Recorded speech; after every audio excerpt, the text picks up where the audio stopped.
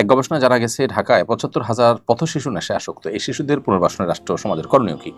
সবচেয়ে সহজ উপায় আমার কাছে মনে হয় এই শিশুদেরকে দেশের সবচাইতে পরীক্ষিত আপনজন ওলামা ইকরাম, যারা দেশের কোনো টাকা বাইরে পাচার করেন না, যারা দেশের বাইরে নিজেদেরকে প্রতিষ্ঠা করবার চেষ্টাও সেভাবে করেন না, বিচ্ছিন্ন কোনো ঘটনা থাকতে পারে, এর বাইরে সাধারণত দেশের ওলামা ইকরাম দেশকে ভালোবাসেন এবং বিশেষ করে এরকম এতিম শিশু, অসহায় শিশু যারা আছে তাদেরকে পুনর্বাসন করে থাকেন। দেশের যে কওমি মাদ্রাসাগুলো আছে, কওমি মাদ্রাসাগুলোতে যে পরিমাণ এতিম অসহায় শিশুরা বসবাস করে এবং তাদের আশ্রয় হয় এবং তারা সুশিক্ষা শিক্ষিত এবং সমাজকে তারা কিছু দিতে পারে, সেটা যদি কওমি মাদ্রাসাগুলো না করতো, ওলামা ইকরাম না করতেন, তাহলে দেশের অবস্থা কোথায় গিয়ে ঠেকতো এবং এরা অপরাধ জগতের সাথে কতটা মিশে পড়ে ভয়ঙ্কর অবস্থা সৃষ্টি করতো সেটা বলার অপেক্ষা রাখে না। মাদ্রাসাগুলোর উদ্যোগ নেওয়ার কারণে তারা যেখানে পথশিশু থেকে বা আপনার এতিম অসহায় শিশু থেকে তারা দেশের সুনাগরিকে পরিণত হয়ে দেশের বরং নানাভাবে তারা অবদান রাখছে, তারা আলেমে পরিণত হচ্ছেন, মানুষকে দীক্ষা দিচ্ছেন তাদের অনেকে।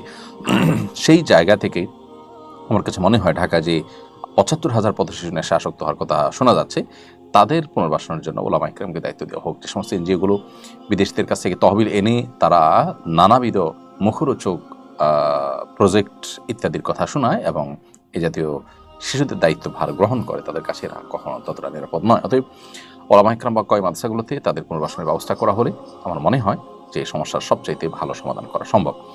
হজ ফরজ হওয়ার পর ইচ্ছাকৃতভাবে বিলম্ব করলে গুনাহ হবে কিনা? হজ ফরজ হওয়ার পর তৎক্ষণাৎ হজ আদায় করা উচিত, এটাই হলো সংখ্যাগরিষ্ঠ ইমামদের মত।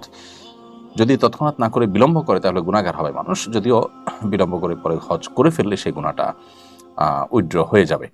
তারপরেও হজ ফরজ হওয়ার পর বিলম্ব করা উচিত না, কারণ নবী করিম সাল্লাল্লাহু আলাইহি ওয়াসাল্লাম বলেছেন, তাআজ্জালুল হজ, তোমরা হজ দ্রুততার সাথে করো, অর্থাৎ বিলম্ব করবে না। ফাইন্না আহাদাকুম লা ইয়াদরি মা ইয়ারিদুল্লাহ, কারণ তোমাদের কেউ জানে না তার জন্য কি অপেক্ষা করছে বা কিসের মুখোমুখি সে হবে।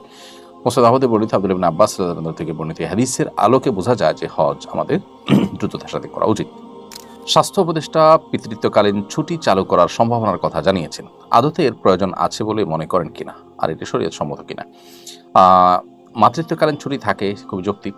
ঠিক একইভাবে পিতৃত্বকালীন একটা ছুটি থাকাটা আমার কাছে অযৌক্তিক মনে হয় না। সেটা হতে পারে 2-4-5 দিন, কিন্তু সন্তান হওয়ার পর একজন পিতার কিছু ব্যস্ততা থাকে, নিশ্চয়ই সেই ব্যস্ততার জন্য তাকে একটা ছুটি দেওয়াটা আমার কাছে অন্যায্য মনে হয় না।